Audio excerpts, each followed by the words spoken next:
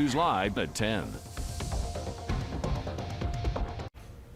Good evening and happy Friday, everyone. Major changes are coming to downtown Moorhead, and the mall is expected to be a big part of that. Developers are releasing plans which include a green space, an outdoor plaza, new shops and restaurants. But as Valley News Team's Alex Larson found out, current mall tenants are already preparing.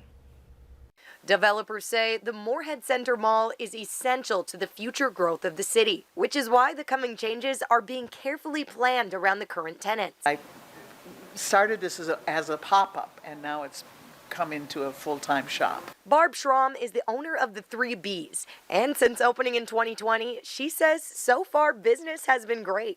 In the month of July, I guess I had 90 new customers. I know that I am bringing activity into the mall, but we're looking forward to a lot of the new things that are going on in Moorhead. Plans are still being finalized, but the first phase could bring 4 new buildings to the east side of the mall. And tenants are trying to figure out what they want to do. Some of them will have to get out or relocate for a while, or maybe come to a different section of the mall that will be staying, and then they can move from there into one of the places in the new buildings that are coming. Schramm says she loves Moorhead, and like her own unique shop, she hopes the new stores will bring lots of diversity and opportunity. The clothes all come from Europe because I lived 22 years in Germany. I was a professional singer, but I grew up in Moorhead, and so when I came back, I wanted to have something with the European styles. Developers say the urban hub will take up 9 city blocks, including 1,200 new homes they say will be 100% uniquely Moorhead. This is why I moved back to Moorhead after 40 years, and this is what I hope that Moorhead really continues. In Moorhead, Alex Larson, Valley News Live. The woman we spoke with and other mall tenants say they're excited for the project to start, and they're hopeful that it will bring in more business. Chief Meteorologist Hutch Johnson joins us right away with a first look at your forecast now. Hutch? Stacy, thanks so much. Friday night and things are very quiet here. It's been a cloudy day and it was cooler than average, and we still have a few clouds, although we can see some clearing in the clouds from our home of economy location in Devil's Lake this hour. Look at these peak temperatures today. It was cool across central Minnesota, only 60s and mid 60s at that. Mid 70s for Fargo and Grand Forks, and 70 degrees today in the Devil's Lake Basin. Here's a look at some wavy, curvy looking clouds over the Crookston area this morning. That's how the skies started out. Thanks so much for taking the time to share those photos, and look at some updated rainfall totals here. 1 to 2.5 inches of rain in portions of Lakes Country today. New York Mills 1 1/3 inches, and a little over 1 1/4 inches for Glendon, just to the east of the FM area. Speaking of Fargo, it was heavier rain in the northern metro than it was down south, but a good 0.8 there at Hector. 1 to 2 inches estimated by radar as we look along Highway 200 from Carrington through Mayville. Just north of Fargo, we see some of the greens and yellows too, indicating a little bit more than 1 inch. Where you see the light blues here, just 1/10 or so of 1 inch of rain, and another heavier band that worked its way from Kitson County in through the Bemidji area. Quiet now other than the clouds. Overnight tonight, these temperatures that are stuck in the 60s will stay there, slowly falling, and we could see some areas of patchy fog as we go through the overnight hours. So that's our concern as we start the weekend, fog. But will we warm up? I'll have details on that. We do have a chance of some thunder this weekend, and we'll detail all of those facts here in a few moments. All right. Thanks so much, Hutch. Happening right now, the official beginning of Pride weekend in the FM area. It's the Pride Dance Party. The dance floor filling up in there at the Millennium Ballroom at the Avalon Event Center. Doors just opened minutes ago. If you plan to head over, one note, that event is 21 and up. Now, the event does have something for everyone, though. Just a couple hours ago, the Youth Pride and a drag show took place at MSUM. The weekend is run entirely by volunteers, and they say it's already a success.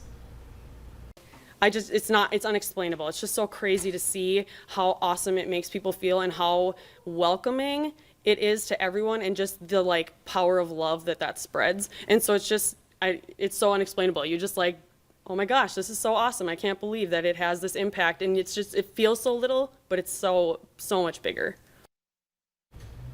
If you couldn't make it out to one of tonight's events, there will be several others like it throughout the weekend. We have a full list of Pride events on our website and on your VNL News app. Just click on this story.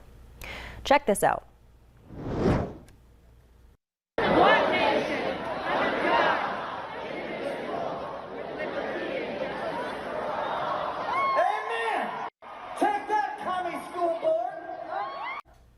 That's video from the Big and Rich concert last night at the Lights in West Fargo. The country music stars asked the audience to join them in reciting the Pledge of Allegiance.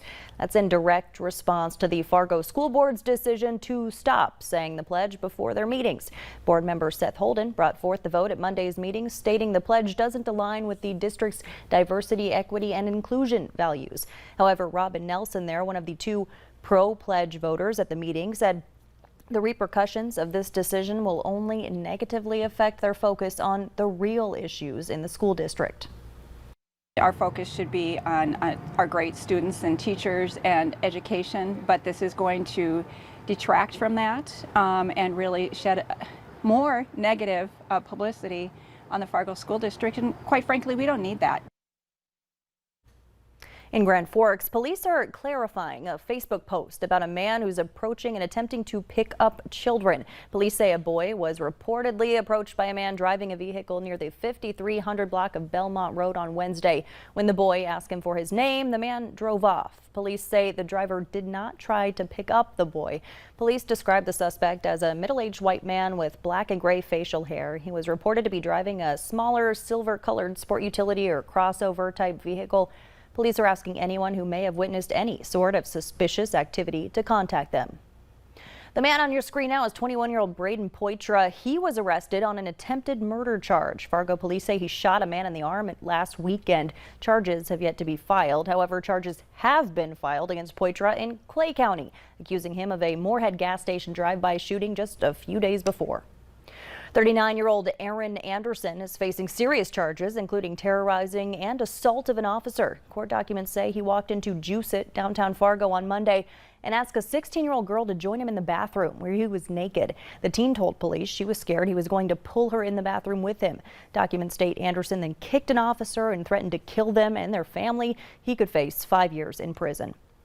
Another man is in the Cass County Jail tonight after police searched a Fargo neighborhood on Wednesday. That search took place in the 1600 block of Main Avenue. Police attempted to use canines, but they weren't able to find the man. Now they're identifying him as 43-year-old Timothy Wilson, saying he was arrested for an outstanding warrant for a robbery. Minnesota Governor Tim Walz is preparing for the extradition of two suspects in the Mall of America shooting. Both men were arrested yesterday in Chicago. Police say they were seen walking out of a barber shop after getting haircuts. The Chicago FBI Fugitive Task Force took them into custody, and a handgun was found in their vehicle. 21-year-old Shamar Locke is believed to be the gunman. 23-year-old Rashad May is said to be his accomplice. Bloomington police say the two were with a group that got into a fight with another group at the Nike checkout counter last Thursday. No one was hurt, but the shooting triggered panic among shoppers and led to a lockdown of the Mall of America. If you're heading to the Food Truck Festival tomorrow, take some extra cash. We talked inflation with food truck operators today at the Red River Valley Fairgrounds, and many of them say they've been forced to raise prices.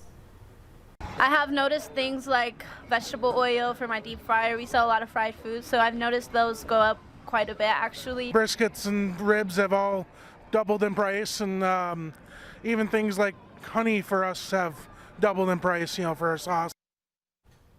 We spoke with several of the food truck operators. They all say they haven't seen a change in their customer base, saying people seem to be willing to pay the higher prices. On the other end of the fairgrounds this weekend, you can take a trip back in time. It's a first-of-its-kind event in Fargo. The North Dakota Renaissance Fair runs the next 2 weekends from 10 a.m. to 6 p.m. There will be medieval-themed food like turkey legs, fighting demonstrations, and more. We will have jousting this day, knights in armor upon horseback with lance 10 feet in length, riding at one another full speed in an attempt to knock one another off onto the dirt. We have a knight from Bavaria, a knight from France, a knight from England, and a knight from parts unknown.